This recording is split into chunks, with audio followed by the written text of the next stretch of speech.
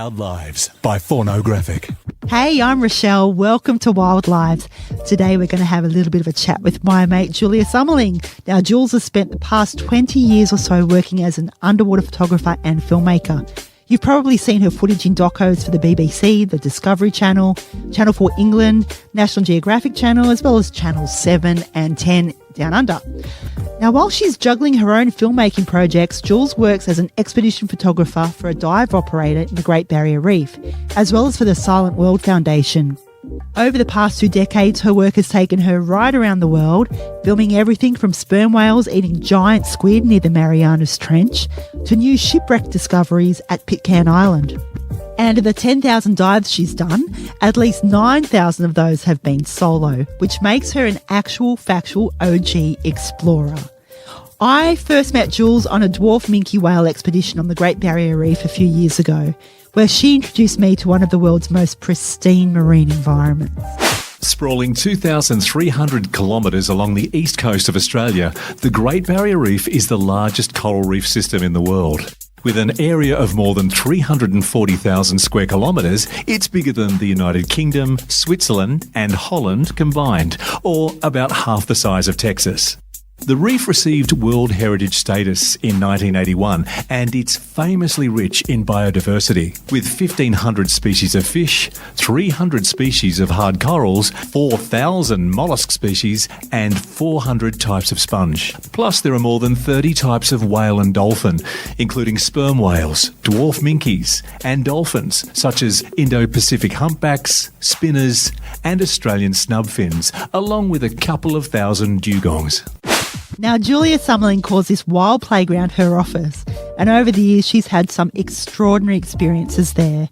I'm stoked to introduce you to her so she can tell you all about them. Hey, Julia, thanks so much for joining us. Yeah, thank you. It's great to be speaking to you again. You've been working on the reef for 20 years. I can't believe where the time's gone. You've had some phenomenal experiences in that time. At the moment, you rub shoulders with all kinds of sharks on the reef, including wobbegongs, hammerheads and tiger sharks. I know I've definitely missed a few because there's more than 90 different shark species in the area. Do you have a favourite species of shark on the reef? Well, actually, this is a good question because there is a shark that a lot of people don't talk about or know about. As well as they hear it talk about bull sharks, grey reef sharks, hammerheads, that kind of thing. There is a shark. Well, it's actually sort of a cross between a ray and a shark. Most people know it as a shovel-nosed shark. It is actually a shovel-nosed ray, or people call it a guitar shark. And It's quite a really unusual looking animal. Its fins and tail very, very sharky-like, but its head looks like it's sort of been stuck in a steamroller and it's quite flat. And they're quite large. They can get up to about 7 or 8 feet in length, so they can get up to a good size. And, they got really high dorsal fins and a really high tail, and they are just one of the most magnificent and beautiful animals that I encounter underwater. They're quite rare, so we don't see a lot of them. And they pop up in sort of sandy locations. And when I see them, I just feel so happy, just because I do see a lot of sharks, and the ones that really interest me the most are the ones that look quite unusual and just have this beautiful shape. And they look like straight out of the dinosaur era. So what's been your most memorable shark encounter on the reef? Well, for me, as I mentioned before, it's always the unusual sharks that really capture my interest. And I get a lot of, on the vessel I work for Whiteball Dive Expeditions, I get a lot of interesting characters and people and who are they really do want to come out into the Coral Sea and see some really great shark activity. And I remember one time I had this Russian guy on board. He was the tour leader, and he's just, a real character, a lovely guy. And he says, "Julia, I want to see a big shark. Can you show me a big shark?" and I said to him, "Well, listen, if you go off and get me a plastic bottle, I can use the plastic bottle underwater and we can make some sounds and maybe attract a nice big shark for you." And he's like, "Oh, okay, I got to see what I got. And he comes back a few minutes later with this little tiny bottle that's like the ones that they give you on the plane. It's really, really tiny. Now, when you use a plastic bottle to make sounds to attract sharks, you know, they need to be at least a litre size or something like this. So I looked at the bottle and I said, well, you know, Sergey, what they say, little bottle, big shark. Let's do it. Let's go. You know, because I really want him to have a great time and show him the best thing I can find. And if that's the only thing I've got, well, that's what I'm going to go with, you know. So we go to this dive site, and it's really cold, and it's a regular site for seeing, you know, good sharks and big sharks, that kind of thing. And I've got this little plastic bottle, and I start scrunching it around in the water to make these sounds. It kind of sounds a bit like a lobster or a crayfish, you know, cracking its tail. So the sharks love that. They come in, and there we are. We're in this ripping current. It's really strong current, and he's so keen to see a shark. And I think, I don't know if we're going to see anything. Cracking this bottle away, and then I just saw this thing move in the distance. Like, I'm like, what on earth is that? Unlike anything I've seen before, this sort of gliding shape. And I looked closely, and what it was a very rare pelagic thresher shark, which we don't, well, this was the first one I'd ever seen. But what's really interesting about this shark and really different is half of its body is tail. So, and its tail is not regular sharks. Its tail moves like a ribbon through the water. So if it's 3 meters long, 1.5 meters of that is the tail. Oh, so wow. It's a really spectacular looking shark, and it was so curious. We were sitting down on top of a ridge at 30 meters, and it just came in really slowly and circled in front of us several times. So we must have had it for about 5 minutes. And it was just the most beautiful sight and most wonderful sight, because there's so few places in the world where divers encounter these sharks, and a lot of people spend a lot of money to go and see these sharks. And here I was seeing one that I didn't even know that we had in our waters, and it just totally just blew me away. And then, you know, I had a very happy Russian next to me who could not believe it. So I think I held on to that plastic bottle for about 6 months, actually. It was really quite something to see that and to share that with somebody. That was a few years ago. I think in 20 years that I've been diving this site, so I've probably seen 3. Wow. You actually have taken some incredible photos of turtles over the years as well. The reef's actually home to 6 of the 7 species of marine turtles, so you've spoiled for choice with the different species you get to encounter. But has there been one turtle encounter, or maybe more than one, that has really stood out to you over the years? I've got quite a few special turtle encounters, but they all do seem to come from the same dive site, and it's a small group of turtles. So up on the Ribbon Reefs, there's a dive site called Lighthouse Bombing, and that's a pinnacle that rises up from about 25 metres up to about 5 metres. And it acts as a real cleaning station for a lot of different resident turtles. And they're all quite used to divers, and, you know, they're just sort of in their own world, but we're just part of their world to them these days, but they don't really mind us at all, and some of them are really good friends, I think. So some of them I've known, one of them, probably one of my favourite ones, I've known for about 12 years now. Oh, wow. So the turtles crack me up, you know. I mean, probably one of the funniest instances with one of these turtles is just even last week, where I had a turtle that had a really big jellyfish up near the surface, and it's covered in all these little juvenile fish as well. You know, it's that classic rare case where you get these wonderful shots of this turtle coming up and munching on a jellyfish in this beautiful light, and it makes absolutely gorgeous photographs.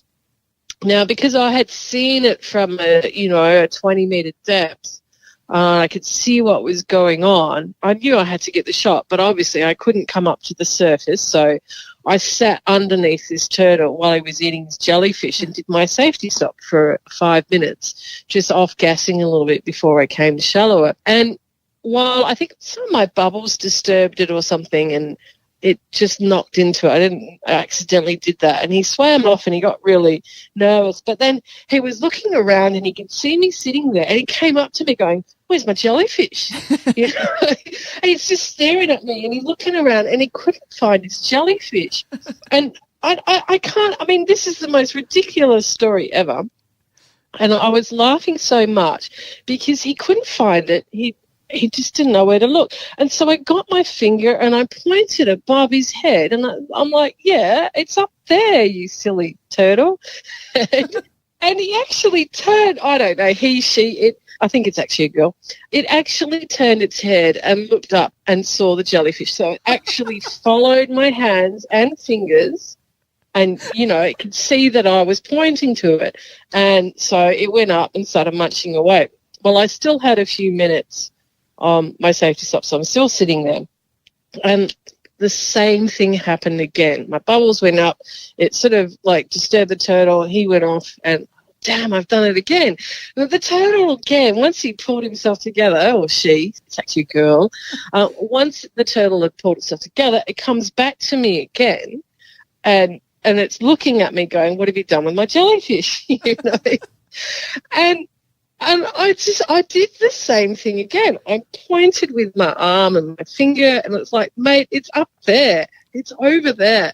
And it turned its head again and it went back to its jellyfish. Now it's like, for the first time ever, it felt like I was having a conversation with the turtle. Like, we actually know each other enough, you know, because I have known this turtle for quite some time. It knew that I was telling it where its jellyfish was. Which, you know, I just think is hilarious because I've never heard of anything like that. Turtles aren't known for being the brightest animals. But this one certainly knew what I was doing when I was pointing for it. So I thought that was really quite funny, actually, because I literally was talking to my regulator, having a conversation with this turtle. Do you think he was accusing you of eating it for a while before you I don't pointed? know. It's almost like he come over to me with his wide eyes, with that question on his face, like, "Where is it?" I love this turtle to bits. I absolutely love it. And years ago, it was a star of one of the IMAX films, and it was 3D Under the Sea, which was filmed by Howard and Michelle Hall. And it was one of the first great underwater IMAX films, and I was very lucky to go when this came out to see it on the really large IMAX screen in Melbourne, the 7-story high IMAX screen. And I turned up for the opening and there were 500 children, school kids there, and I'm like, "Oh, God, really? Do I have to watch this movie with 500 kids?" Anyway, it actually turned out to be quite amazing because this turtle is one of the main stars of that film. And, you know, when the turtle sort of lunges its head forward towards the audience in 3D, you know, all the kids would go, "Oh, wow." And it's like, "Oh, that's so cool. That's my friend up there. I know him." So that's kind of cute. That's awesome. The turtles, some of our turtles are quite famous. So that's a cool, pretty special one. What other underrated species do you find on the reef? Like, do you have a soft spot for any that you think don't get enough of the spotlight? Yeah, I do have a real soft spot for the potato cods, mainly because I've known the individuals for so long. And I think in a way, they are underrated because most people see them as fish. But I see them as really intellectual and probably some of the smartest animals I know. I'd probably put their intelligence up there with a dog. You know, they really never cease to amaze me. You know, they do these incredible changes in their patterns to communicate with each other.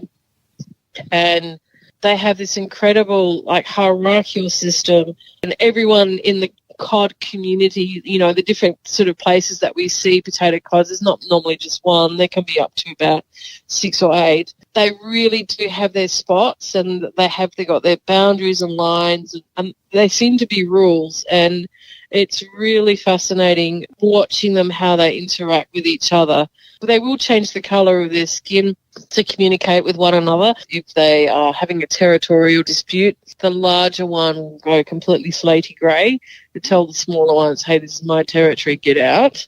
And they can change that colour right in front of your eyes. And a lot of people don't realise that. They'll also do, other colour changes when they're feeling a little bit randy. They'll actually go completely snowy white, and the black spots disappear altogether, and it's like this peppery sort of sprinkle all over them. And if you see that, that means that they're, ready to get it on.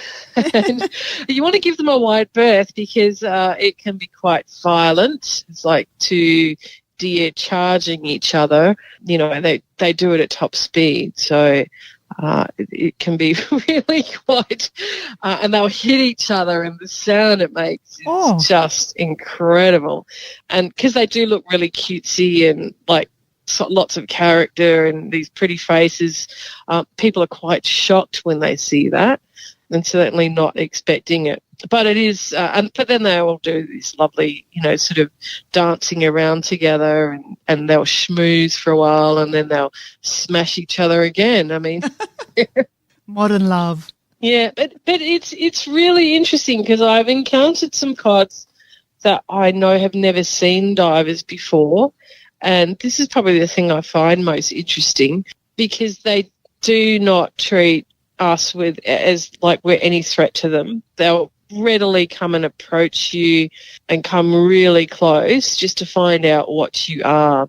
I mean, one of the most bizarre things I've ever seen with a potato cod is that we were doing a safety drill on board the boat, and we had a missing diver scenario, and one of the crew jumped in and went and lay face down on the sand to try and be dead, and we all had to go and find him, run a drill and do a rescue. Now, I was one of the safety divers and doing the search, and I found the diver face down in the sand. But how I found him was there was a potato cod that had its nose underneath that diver and was trying to roll him over. Oh. Now, I could not believe that, but the potato cod clearly knew that divers don't lie face down in the sand for long periods of time. Was because they're really big, they can be up to 2 meters long.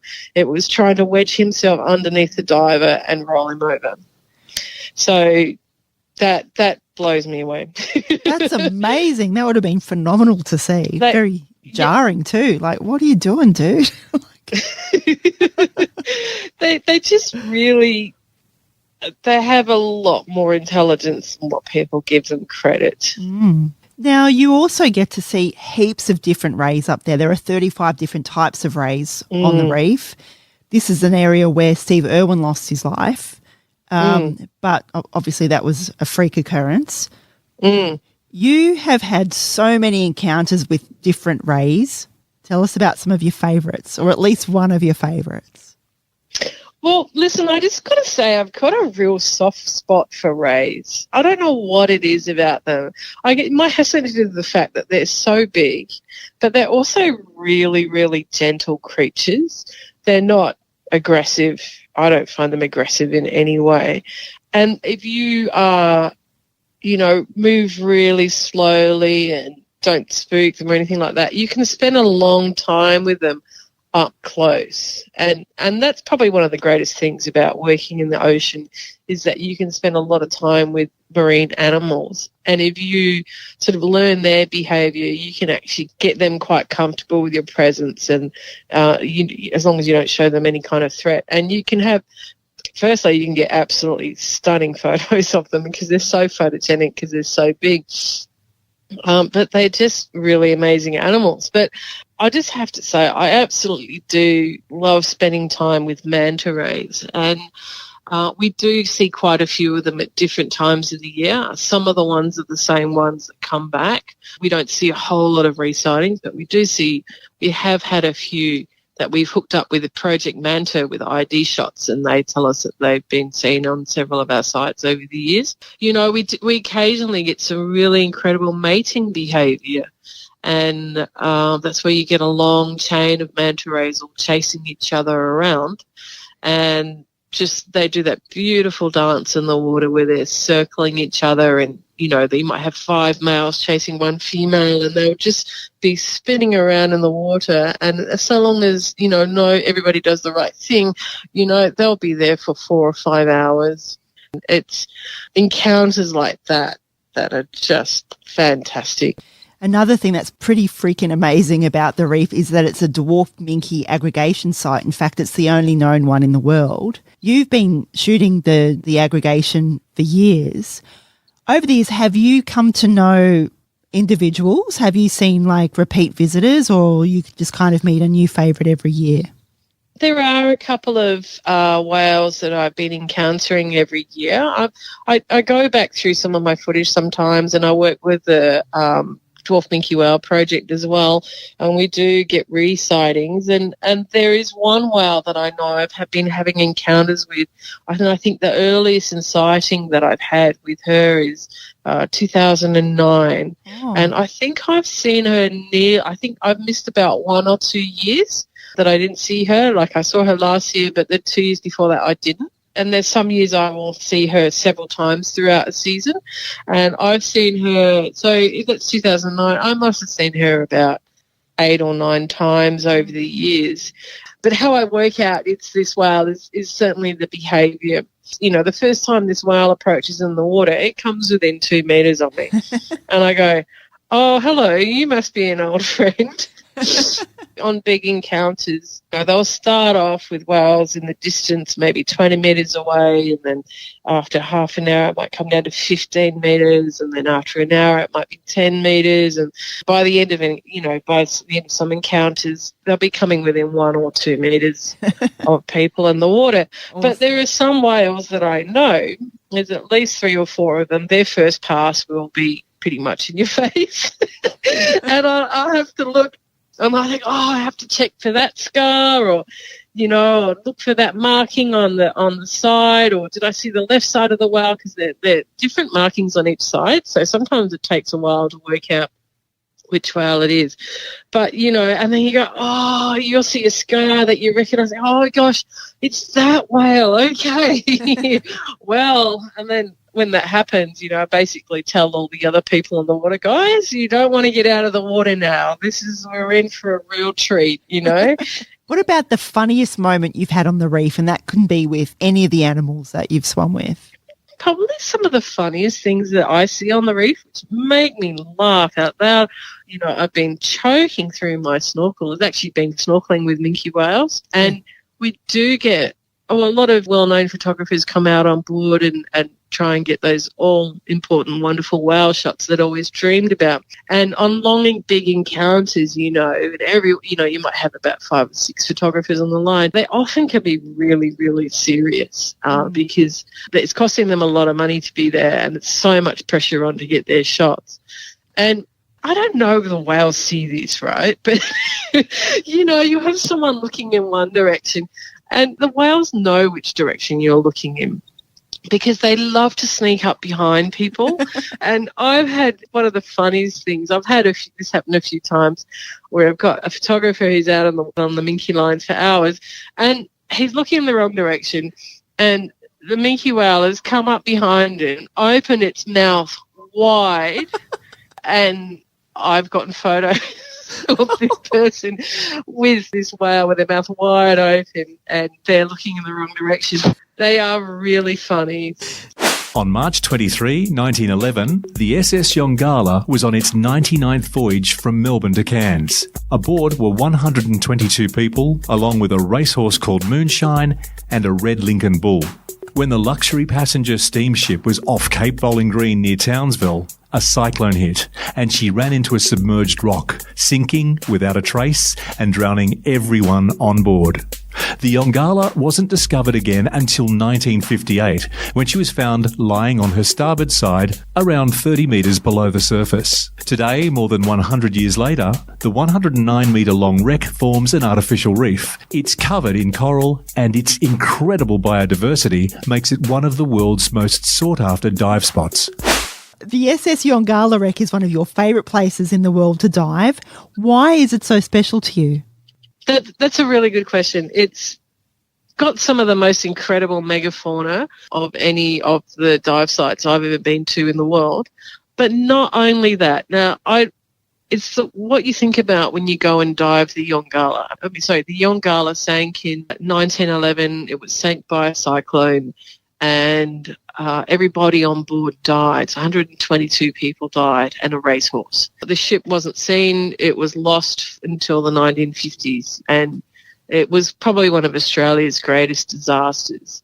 And it's quite incredible, when you think about it, when you dive on that wreck. Not only is it one of the most beautiful dive sites in terms of the marine life that's there, the corals, the soft corals that are all over it, the big black corals, the amazing schools of fish, but out of this, horrendous grief has come one of the most beautiful oasis of life. And it's years ago I did a big filming project on the Young Gala, and I went back and interviewed some of their descendants. So I interviewed a guy who was like the great grandson, he was the grandson of one of the descendants. He was in his he was about 75, getting close to 80. And when I interviewed him, about his grandmother, I was really amazed about how powerful his family connection was with the wreck still. And for the 100-year anniversary of the sinking of the Young Gala, what he did was he actually learnt to dive.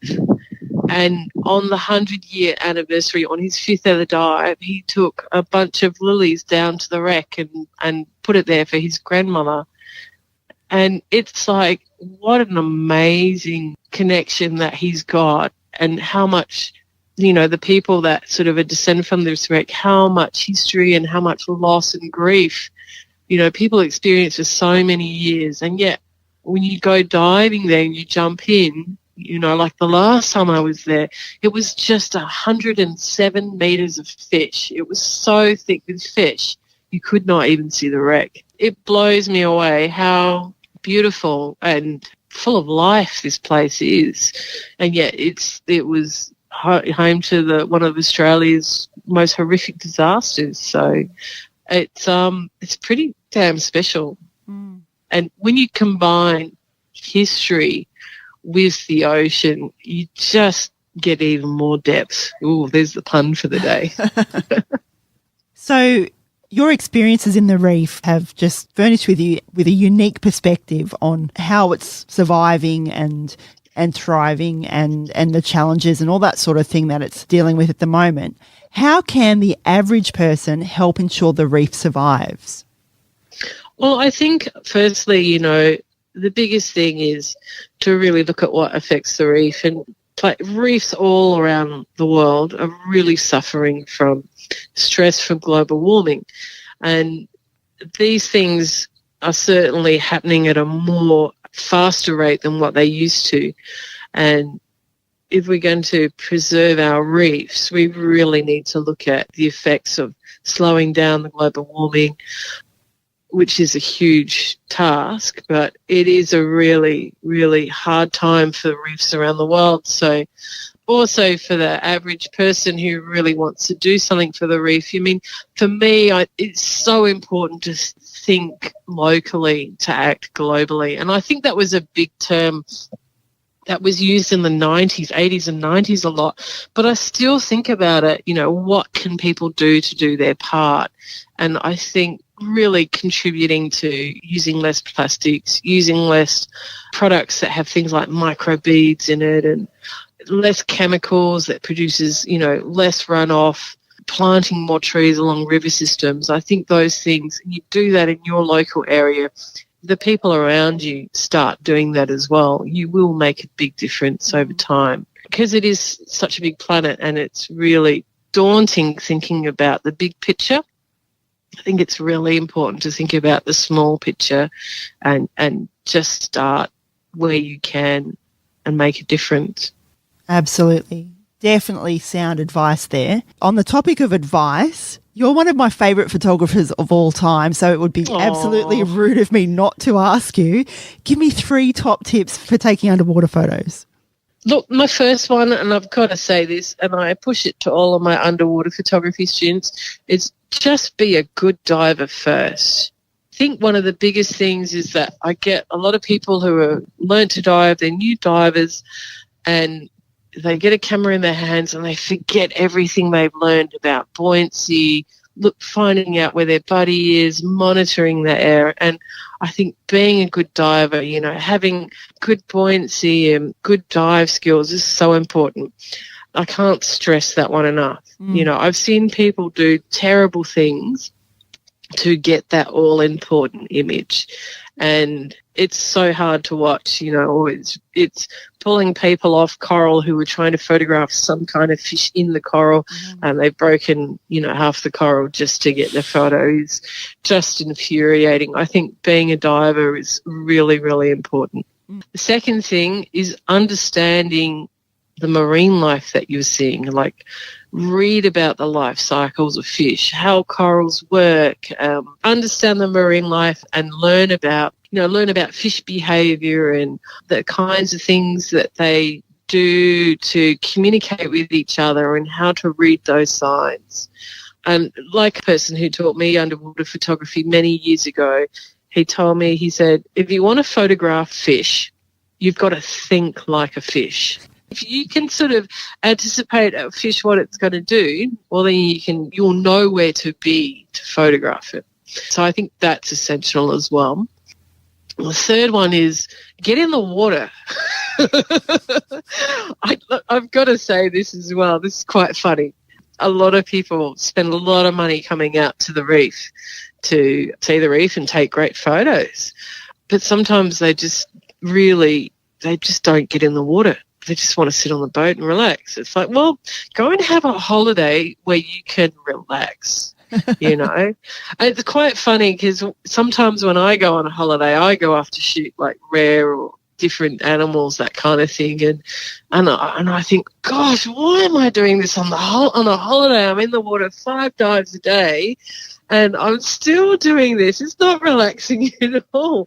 But that's the fire inside of you. You don't have a choice. You just actually have to do it. Yeah. If you want to get good photos, you got to put in the hard yards. You got to spend long hours in the water to understand the way everything in the water is working. Good photos rarely come from luck. That is awesome advice, Jules. I can't wait to come back and put it into practice with you.